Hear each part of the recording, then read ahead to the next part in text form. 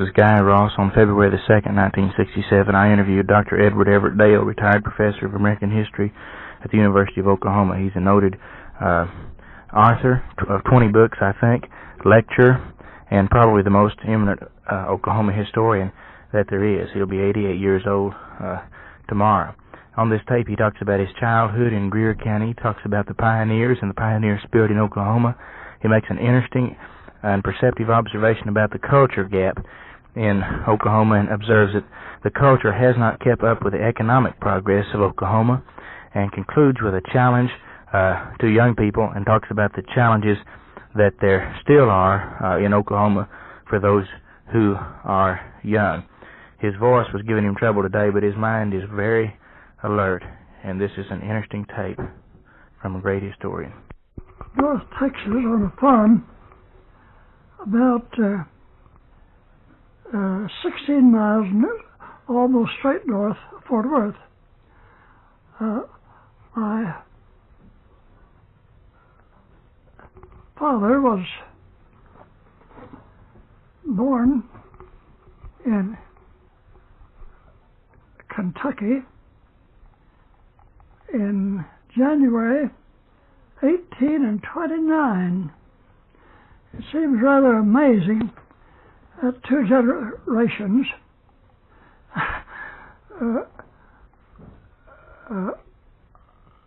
ago was when my father was born.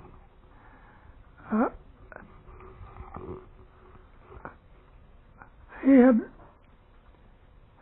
spent most of his life up until I was born in Missouri, where he had a large family, but had moved to Nebraska, and from Nebraska to Texas. My first sight of what is now Oklahoma was in 1888, when I was 9 years old. We moved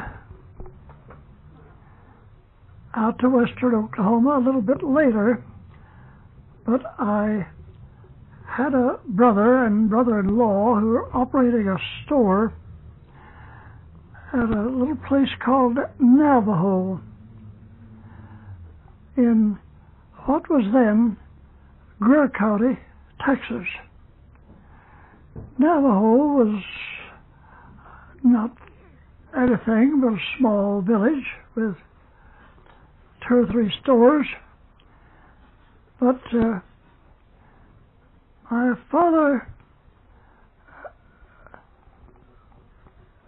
decided that he'd like to rent the farm and go out and spend the winter, at least, with my brother, half-brother he was, because I have only one full brother, and my sister, and who were operating a store at this little town just west, perhaps a mile, of the Navajo Mountains, and about 3 miles from the North Fork of Red River. My sister and I came by train to Vernon, where we were met by one of my brothers,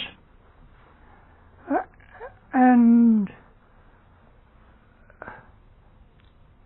we traveled by wagon the 45 miles out to Navajo. I spent the winter there. I remember crossing a river at Doan's Crossing, a famous old crossing on the for cattle herds on trailheads bound for Dodge City.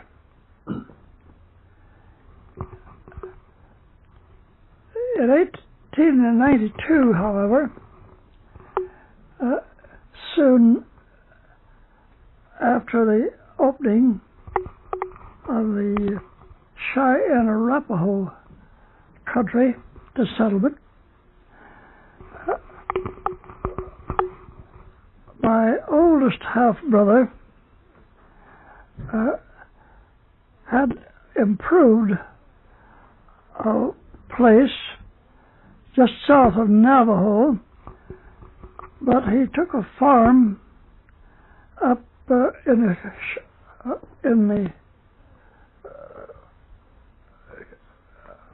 Cheyenne Arapaho country, about 35 miles north of our town of Navajo.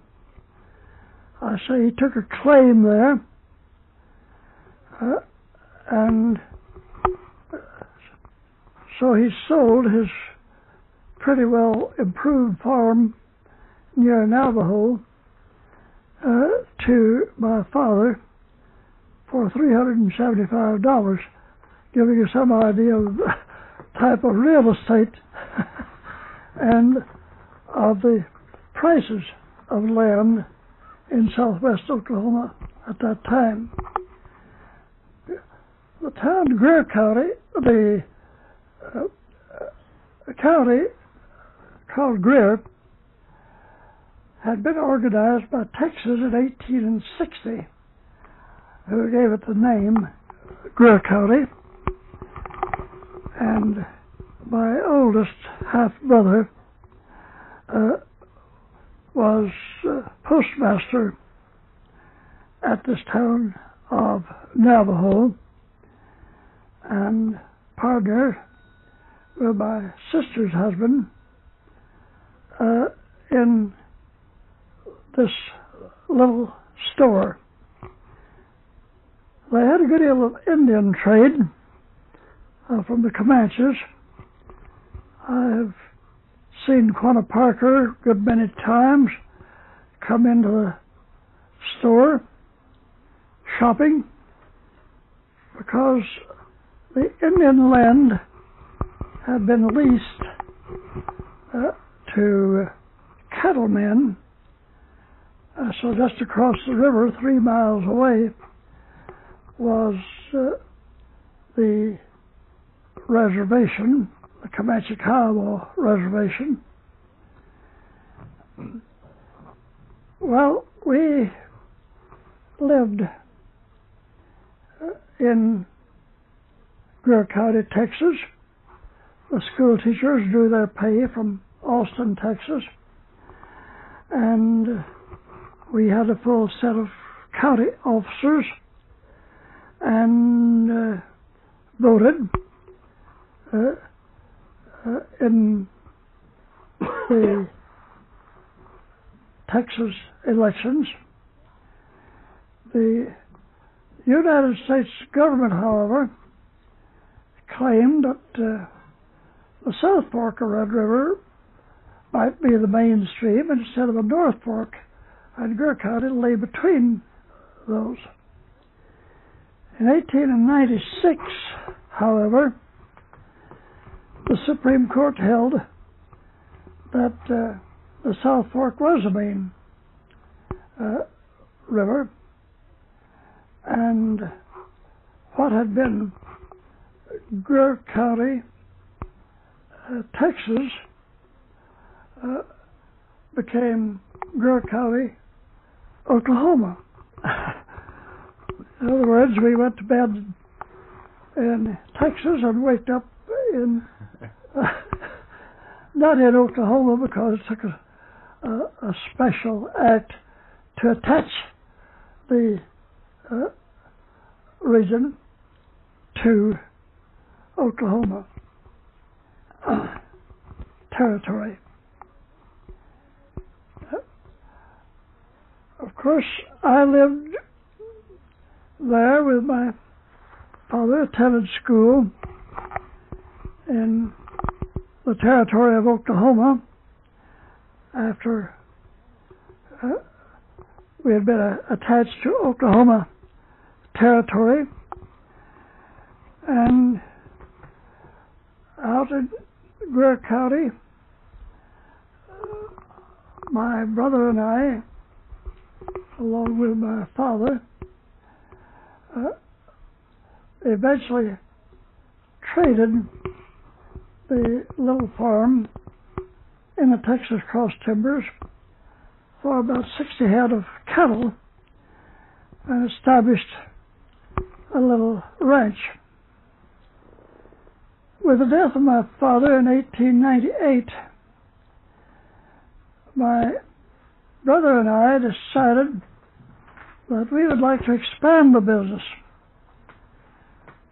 We didn't realize that we tried to expand the business at the very time when retrenchment would have been the wise thing to do, because settlers were coming in and taking up the land, and the cattlemen in that part of western Oklahoma were being crowded out by homesteaders who fenced their lands. So we borrowed some money, which was easy to borrow, on cattle, and enlarged our business. And in about 2 years, we were flat broke and had nothing left except a horse and saddle apiece, one extra horse, an old rattle-trap wagon, and 80 acres of prairie land, because we had given 80 acres of my father's 160-acre claim to my brother Jay for his services in the eldest and final death of my father and the eldest of my brother and myself. With the opening of the Kiowa Comanche country to settlement by lottery, my brother drew a lucky number, and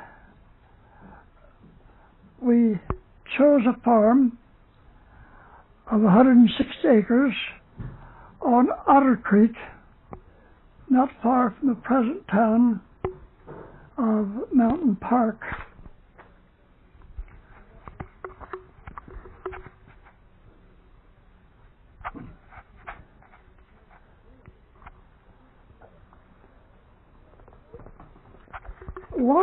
We had to go to Lawton, of course, to file on this land, and Lawton at that time had only 2 wooden buildings, the land office and the First National Bank, which was housed in a wooden building about the size of a small country schoolhouse.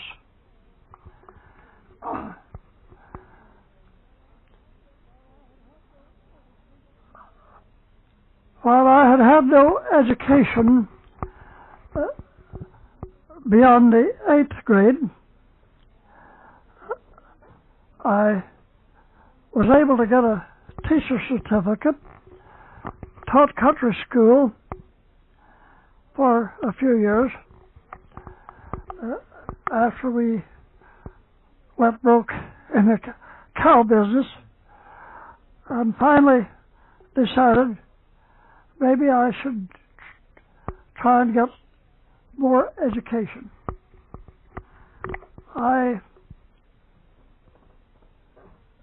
How old were you at this time? I was 26 years old with only an 8th grade education, and I said to myself, well, you've had no high school education yet, and you're thinking about taking a college degree. There's 4 years high school and 4 years of college. That'll be 8 years. And then I decided that possibly I could finish high school in 3 years and college in 3 years. But I was 26 years old, and I said to myself, why, you'll be 32 when you graduate from college. And then I thought some more and figured that in 6 years I'd be 32 years old anyhow, whether I graduate from college or not. And so I decided that I'd try to get a college degree.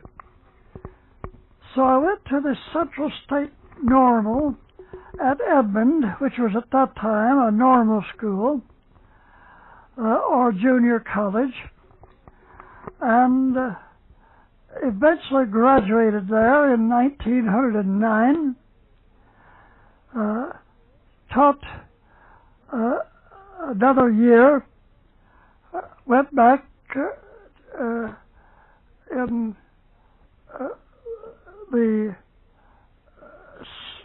to go to the summer school at the University of Oklahoma, where I graduated at the end of the summer term of 1911.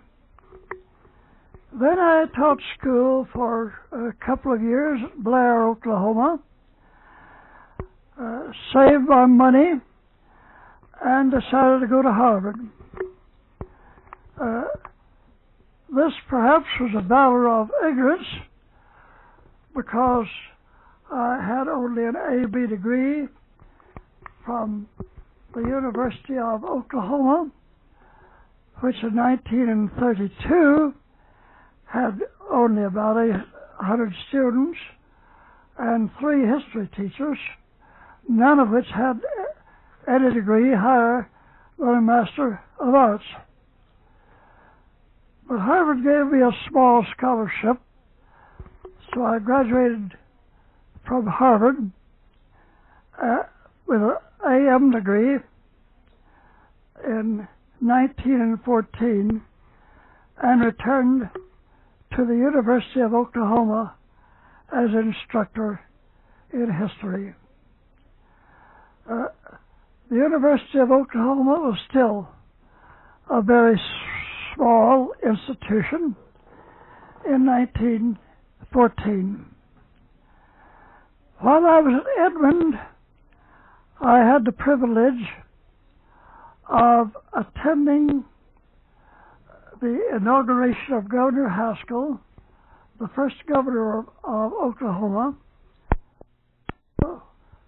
So I saw the birth of the state of Oklahoma on the 16th of November, 1907. Oklahoma City was at that time the biggest city I had ever been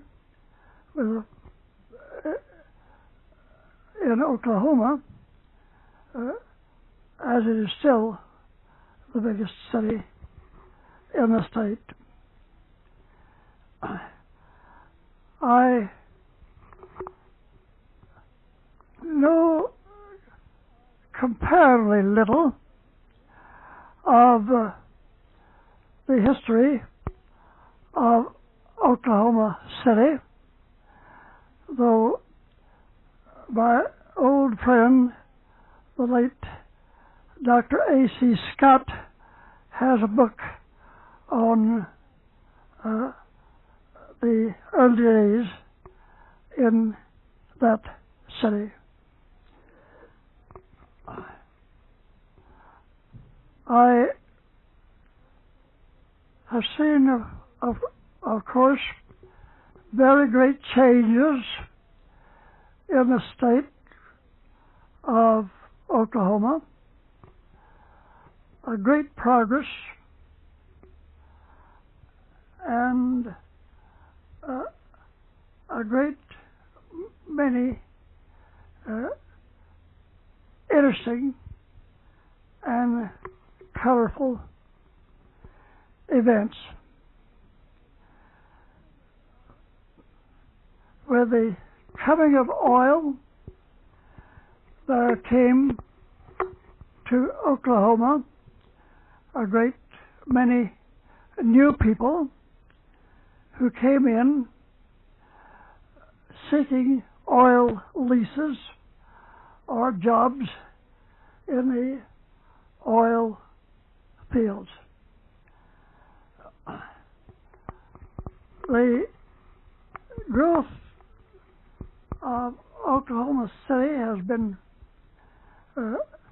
enormous, and the growth of the state has been most remarkable.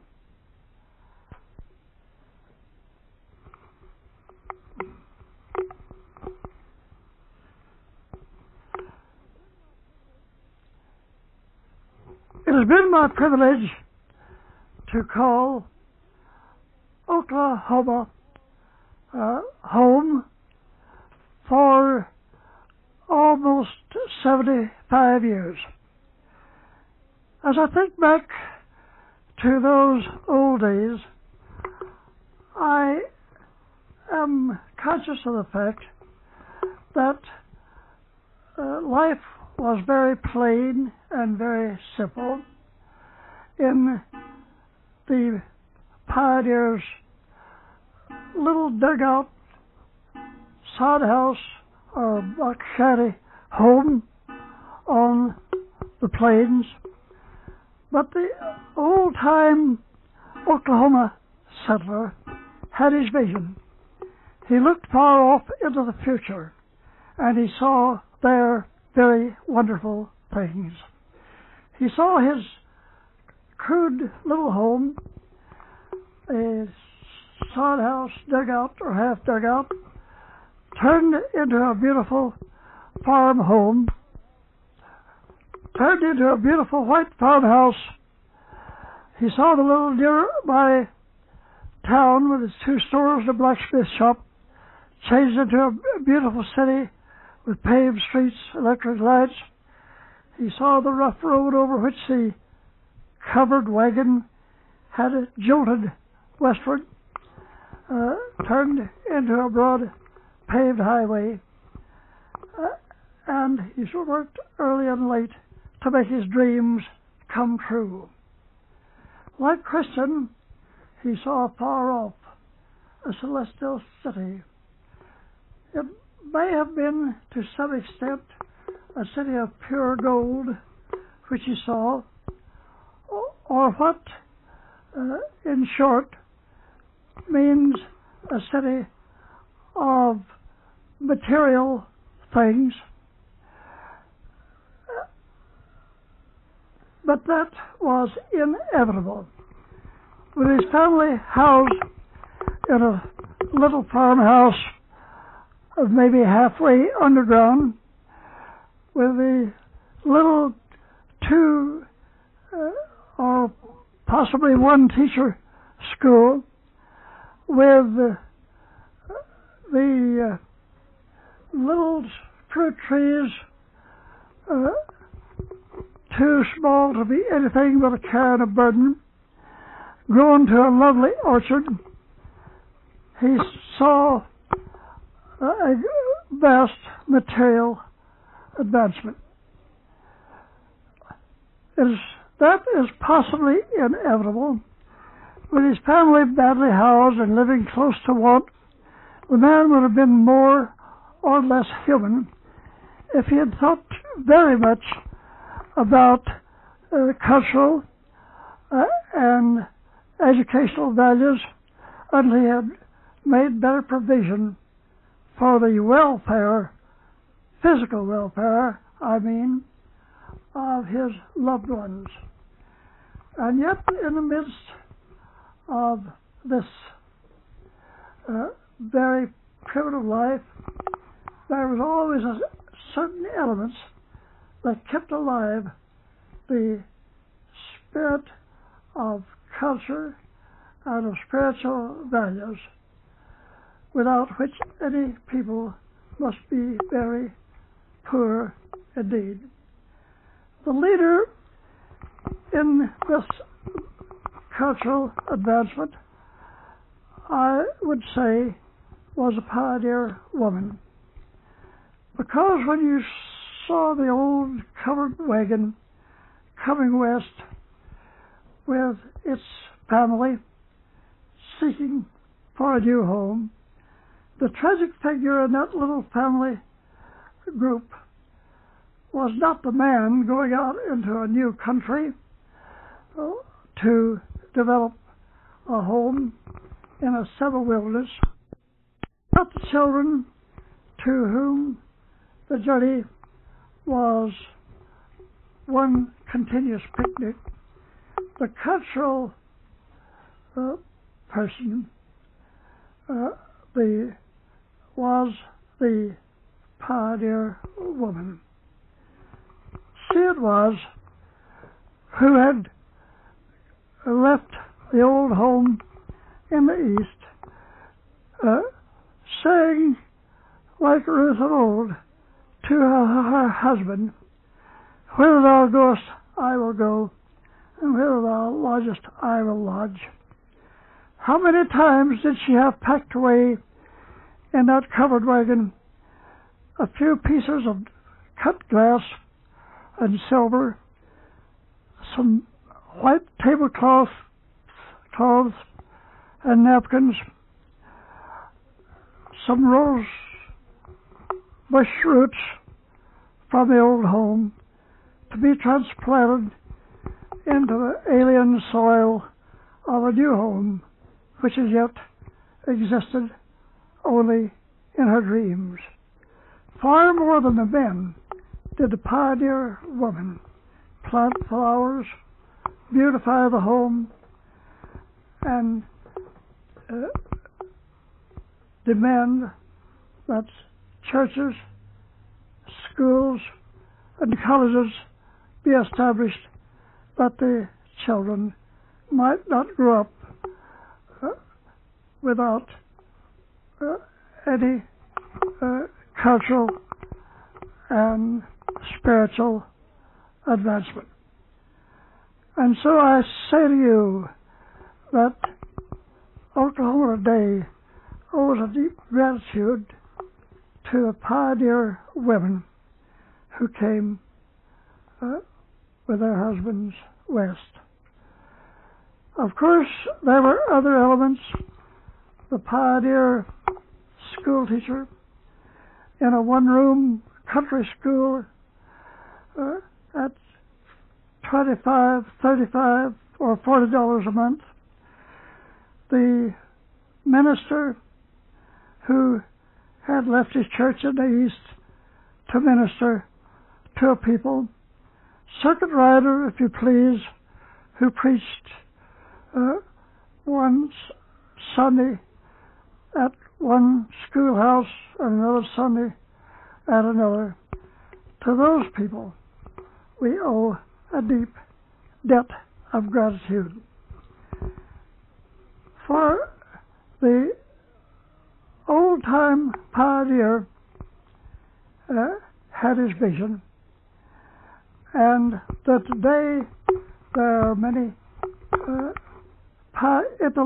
pioneers intellectually who look forward to further advancement in those cultural and spiritual values.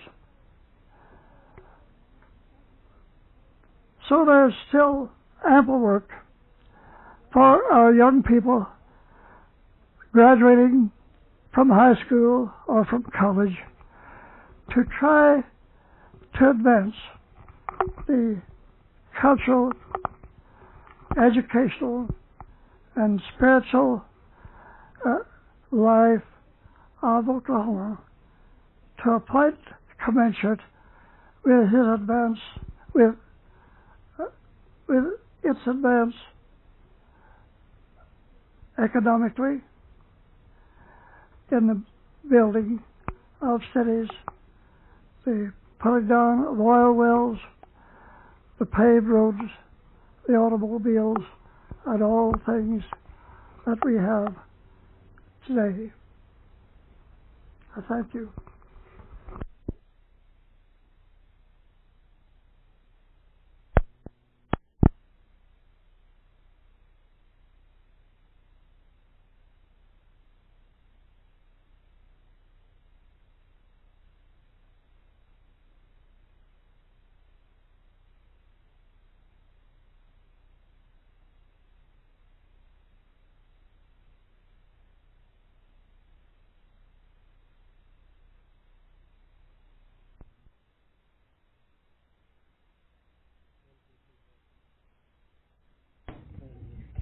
One, two, three, four, five.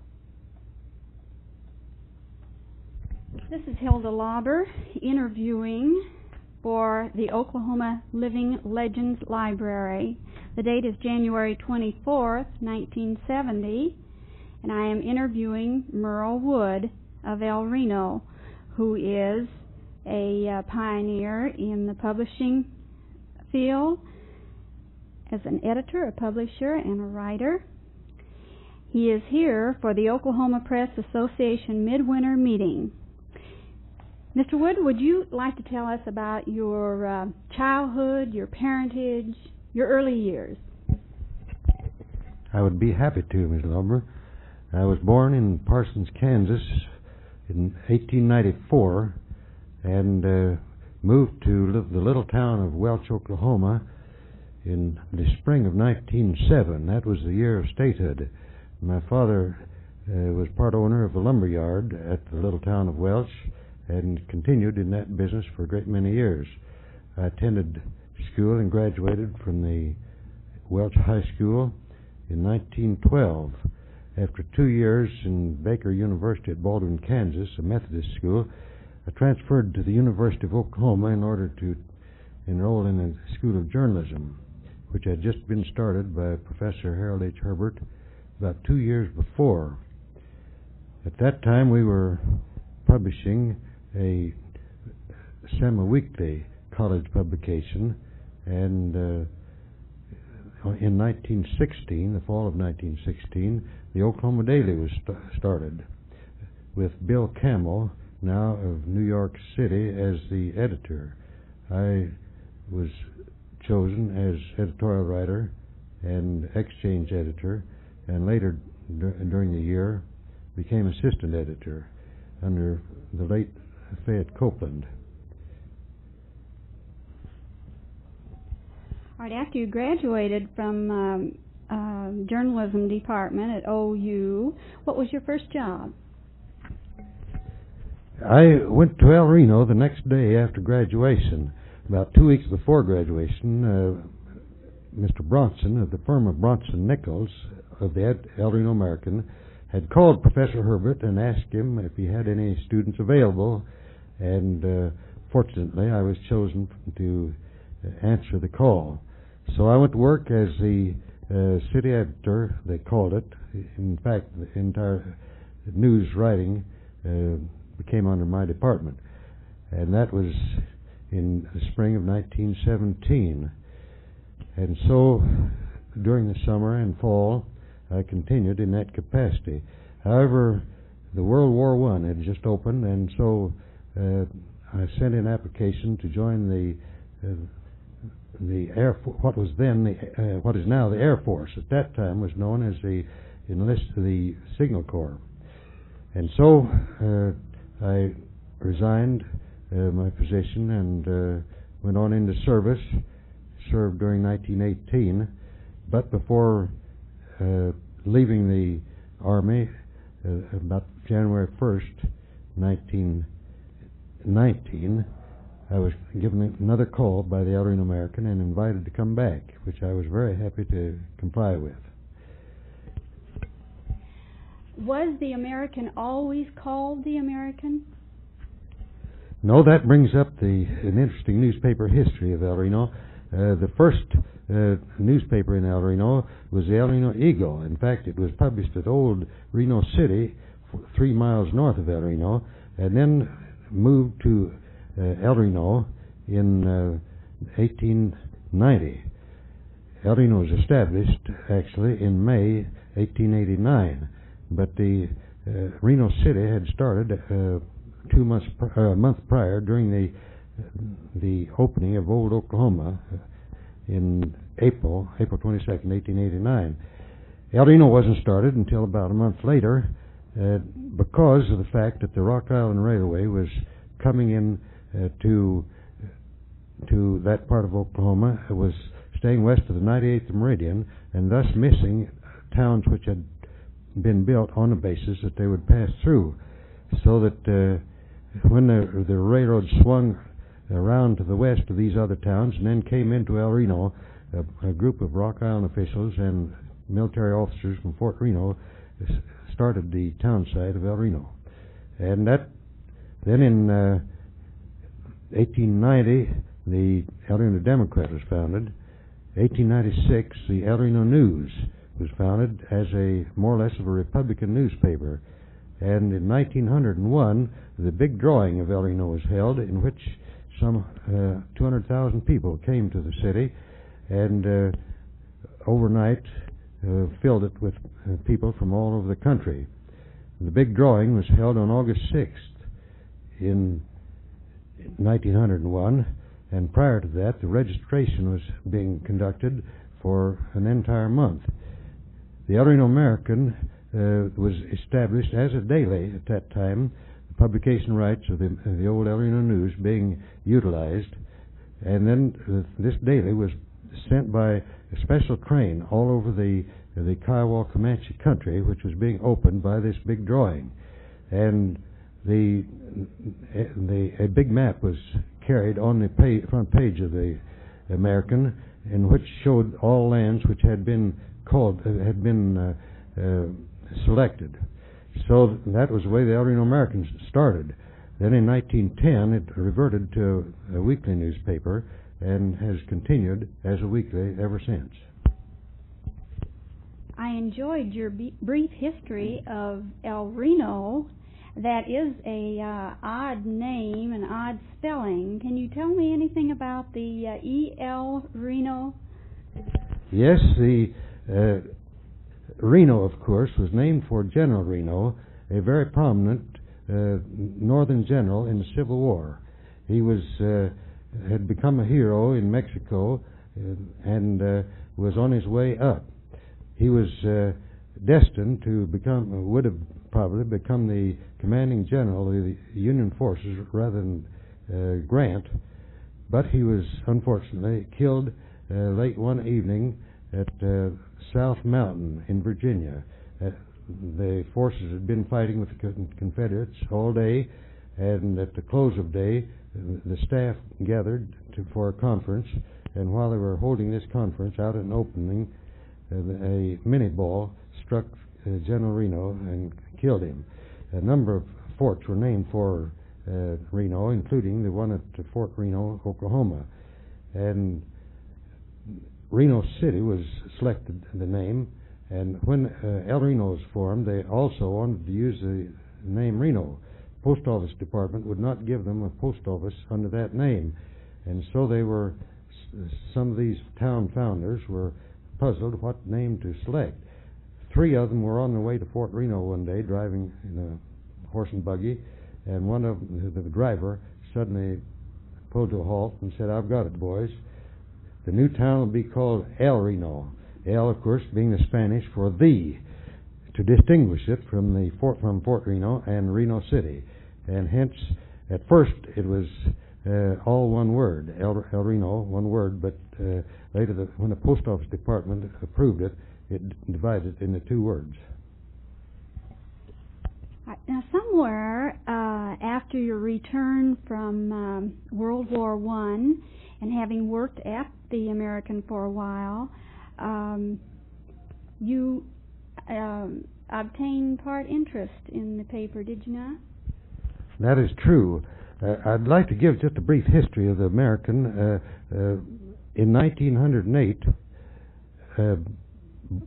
Bronson and Nichols were at Thomas. They had started a weekly paper at Thomas, and then they sold this in 1913, and in 1914 purchased the El Reno American, which is owned by a group of men, with the bank being the principal stockholder. But in 1908, Mr. Bronson was selected as secretary-treasurer of the Oklahoma Press Association. He held that job continuously until his death in 1924, so that he and Mr. Nichols, who had built the American up into probably the outstanding weekly in Oklahoma, were very prominent in Press Association activities. And I would like to pay a tribute to these two gentlemen, my former partners, because, for the part that they have played in the development of the press in Oklahoma. They were insistent upon newspapers becoming prestigious and developing their place in the community alongside the bankers, the lawyers, and the other outstanding citizens. They didn't approve of these fly-by-night newspapers. They wanted papers of integrity.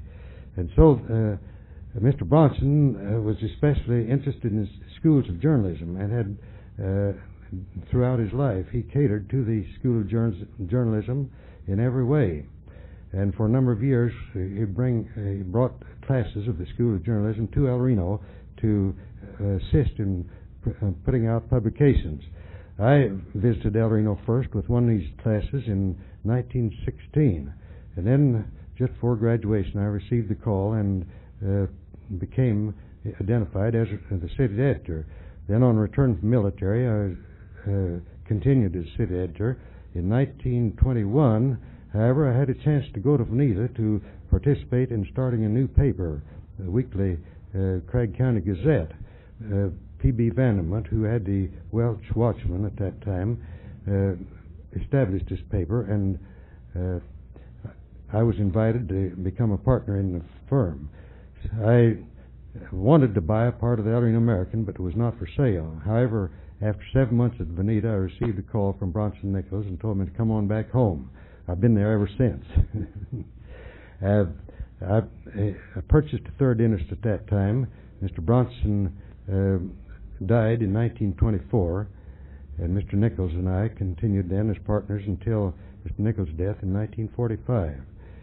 Mr. Bronson, by the way, was elected as president of the Press Association on his deathbed in 1924. He was also honored by the National Editorial Association, which is holding its annual meeting in Oklahoma that year, by being elected as president of the National Editorial Association. This group of national editors visited El Reno, visited with Mr. Bronson, who was, as I say, on his deathbed at the time, and then left on a tour for Mexico.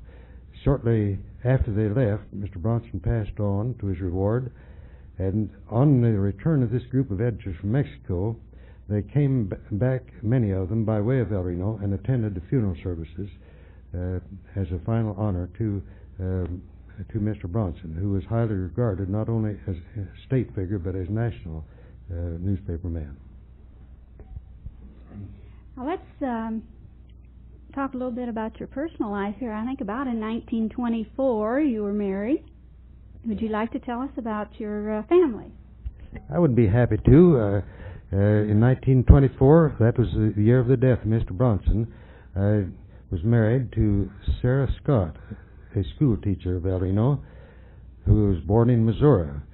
And we have had a very happy life together. We had one daughter born in 1930, Sarah Louise, and she was later attended the School of Journalism at Norman, and went into public relations first, then went into the UPI, was sent to Dallas, and for 10 years was public relations director of Neiman Marcus store. She married there, was divorced, and then married later, and now she and her husband reside in New York City, where he is vice president and general manager of the Germain Montet cosmetics. Sarah Louise worked as public relations director for Germaine Monte until a momentous thing happened on September 11, 1968, when a daughter was born, our first granddaughter. Little Stacy Ann is now 16 months old, and we make frequent trips to New York, naturally, to keep up with what's going on in the Jack Street household. You're a proud grandfather. The OPA has been holding meetings since when? The territorial press associations were established at the Indian Territory in 1888. The Oklahoma Territory Association was established, I think, about 1892. Anyhow, they operated as separate associations until 1907, at the time of statehood, when they were united as the Oklahoma Press Association, the name it continues to hold. These two the Oklahoma Press Association has developed into a very powerful organization. I became treasurer, or rather was elected to the board back in the early 30s, and then became president in 1938. And then was off the board after serving a year as president, was off the board until I think about 1948. I went on as treasurer and have continued as treasurer until the present time. Do you remember how many meetings you've attended? My first Press Association meeting was at Tulsa in the spring of 1916. The association met in the historic old Brady Hotel in North Tulsa, and we had a very interesting meeting. A group of, I was at that time a student in the School of Journalism at Norman, and Professor Herbert induced a number of us to go to this meeting. And it is well I did, because that started me on the road to journalism. I've attended every meeting except during World War I when I was away. Then in 1930, I had to miss because my daughter was being born. And but all the other meetings I have attended. All right, now that we have all the statistics taken care of, tell me about one of the most significant news events that you witnessed during your career. There have been so many that it's very difficult to select any one.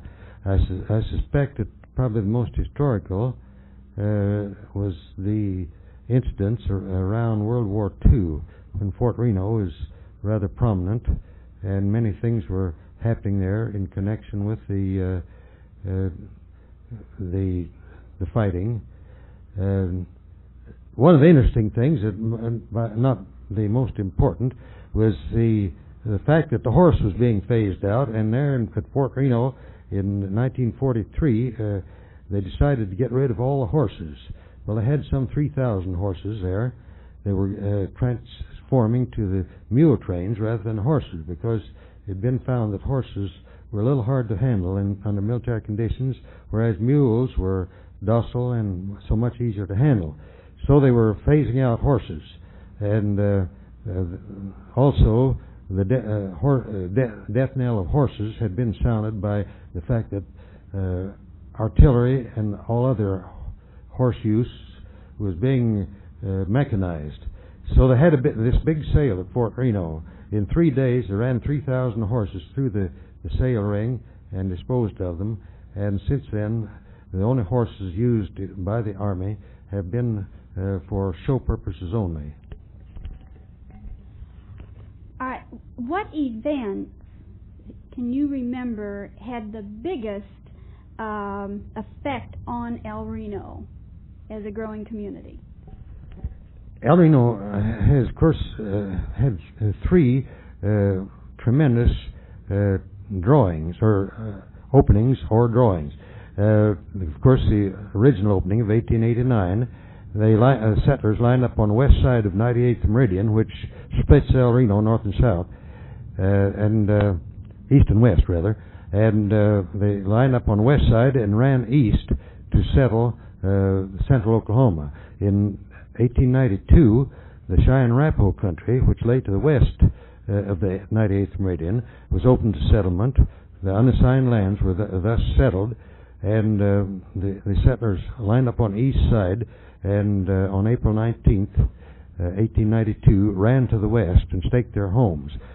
Then in 1901, as I mentioned before, the big drawing was held there, and the Cheyenne and the Kiowa Comanche country to the southwest, consisting of about 4 counties, was open for settlement. Those 3 big events brought more people to El Reno and helped advertise the city more than anything else, I believe, that has ever happened. El Reno has always been known as a railroad town. The Rock Island has 2 main lines operating through El Reno, the north and south from the Gulf to Minneapolis and Chicago, east and west from Memphis to Tucumcari, New Mexico. And it has always been very much of a railroad city. But railroad, of course, is on a downgrade now, but our railroad population continues rather strong because of the fact that the freight business being handled by the Rock Island is still greater than ever before. Can you think quickly of any personalities over the years that did the most for your community? That would be difficult to single out. There's been so many of them that have made great contributions. Let me give probably the most colorful citizen we've ever had, and then maybe we can get around to 1 or 2 of the others. Charlie Tompkins was, I believe, the most colorful citizen in the history of El Reno. He formerly had a Wild West show of his own. He employed Will Rogers. During the World's Fair at St. Louis, he had a show there for several months, and Will Rogers was one of his hands. Charlie operated his own show all over the United States, and he was supposed to be the world's champion roper. Well, after he gave up the show business, he moved to El Reno and settled down there, he and his wife. By the way, his wife was also known as a champion woman bareback rider, horse rider. And the 2 of them made quite a team. Charlie went into the automobile business there, and for a number of years operated one of the leading agencies. In this way, he became interested in the cause of good roads, and Highway 66 Association, National Association, had just come into being, and he was elected as either their 2nd or 3rd president. He held this office for some 3 years, during which time he helped pioneer the building of 66, especially to the west. His greatest achievement was probably known as the Santa Rosa Cutoff in New Mexico. The old Highway 66 formerly went around through Santa Fe a very roundabout way, and under Charlie's persuasion, the New Mexico governor was induced to provide a shortcut from Santa Rosa to Albuquerque. And Highway 40, Interstate 40, now follows generally the Highway 66 routing from Oklahoma City to Los Angeles. Charlie left quite a collection of historical material, and he had wisdom enough to transfer it to the Oklahoma Historical Society, and he also purchased showcases to properly display it. And any of you interested in his life will find a great deal of material out there at the Historical Society. All right, now people being what they are, there has to be some funny events that you can recall.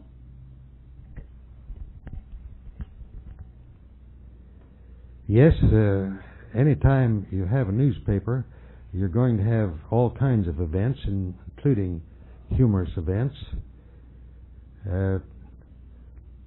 I'm rather puzzled, though, to pick out any really outstanding one. There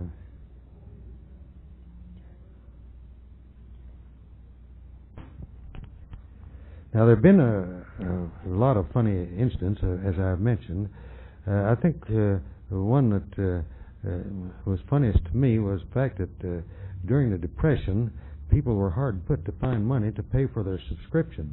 And so, as a stunt, the Elderly American one year decided that they would, on account of the low price of wheat, which had gone down to about, as I remember, about 25 cents a bushel.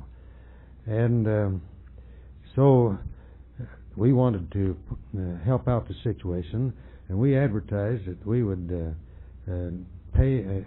provide a year's subscription to the American, which is ordinarily $1.50 a year, for 2 bushels of wheat, which, of course, at the equivalent price would be about 50 cents. So we advertised this, thought we might get maybe a wagon load of wheat that way. Well, it ended up we had 300 bushels turned in one day. We just had this as a one-day event, and in that day, 300 bushels of wheat came in. We had it stacked all over the front of the sidewalk in front of the place of business, and had to hire one of the local mills to send a truck down and make several trips hauling that wheat to the mill, where we sold it for 25 cents a bushel. All right. Can you remember any particular tragic instance? I think one of the saddest events that I think of right offhand in El Reno was the death during World War II of a young flyer by the name of Kegelman. Kegelman was a very famous war hero. In fact, he participated in the first attack made from England upon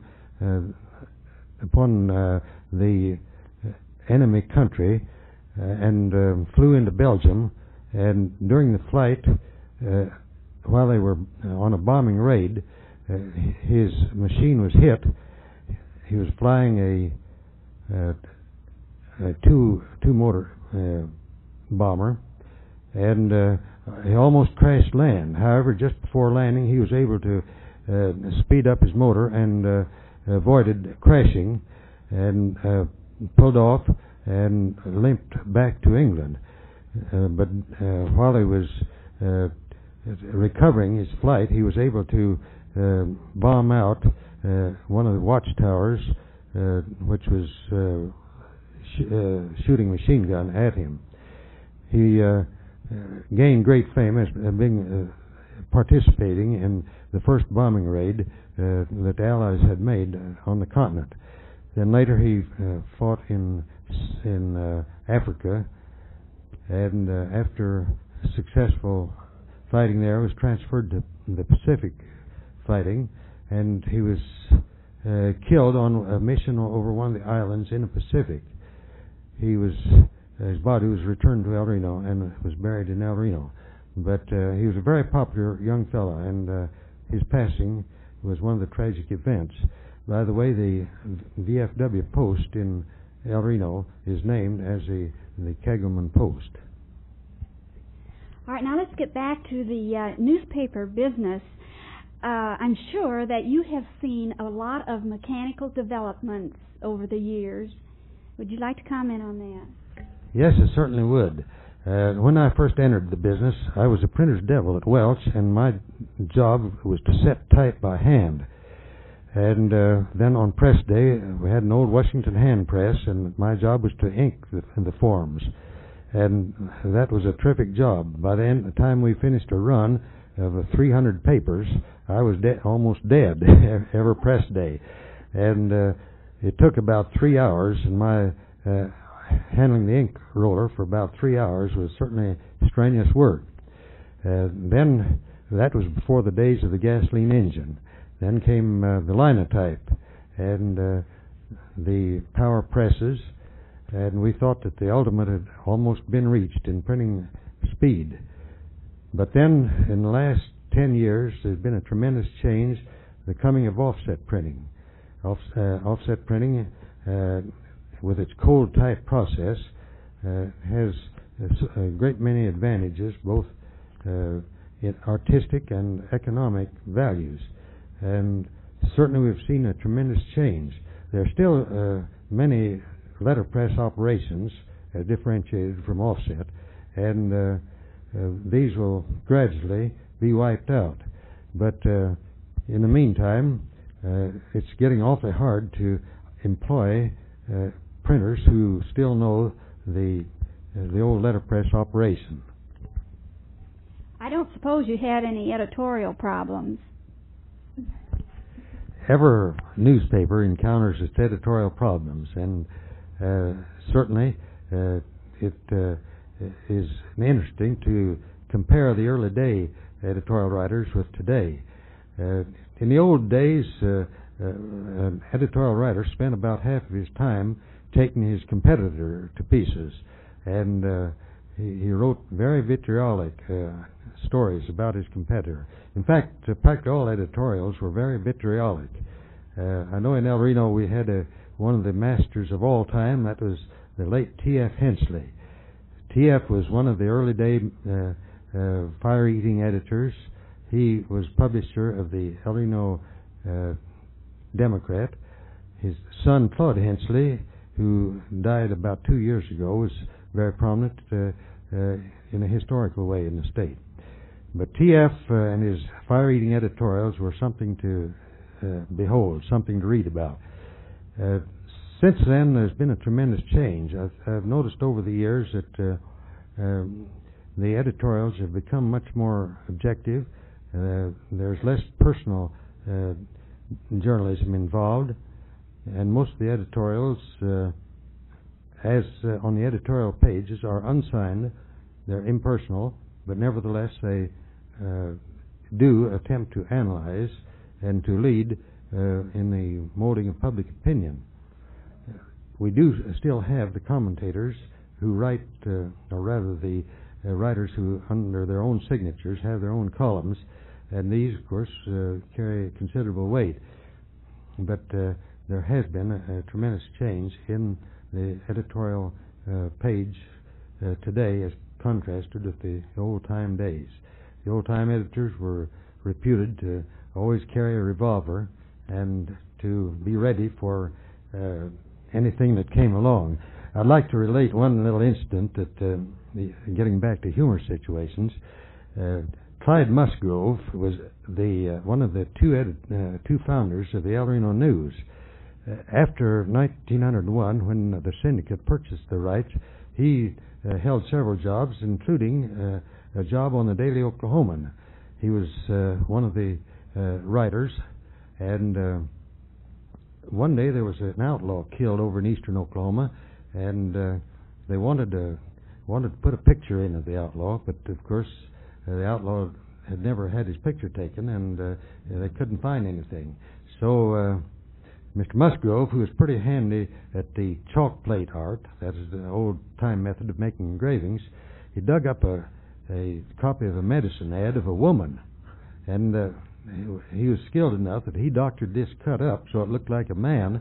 They ran the cut as a picture of this outlaw, and 2 or 3 mornings later, Clyde happened to be came to his desk early in the morning and was starting his day's work when in stomped a big man about 6.5 feet tall, and he said, "Well, I want to talk to the editor." And so they immediately referred him to Mr. Musgrove. And he was quailing inwardly, but he said, "All right, what can I do for you?" And he's expecting a man to pull out a gun and shoot him at any minute. But instead, just the opposite happened. A man walked up to him, patted him on the back, and said, "Well, young man, I want to thank you for the kindness that you did in getting us a good picture of my brother. My mother never did have a picture of him, and she is so thankful that of my brother. My mother never did have a picture of him, and she is so thankful that of my brother. My mother never did have a picture of him, and she is so thankful that of my brother. My mother never did have a picture of him, and she is so thankful that of my brother.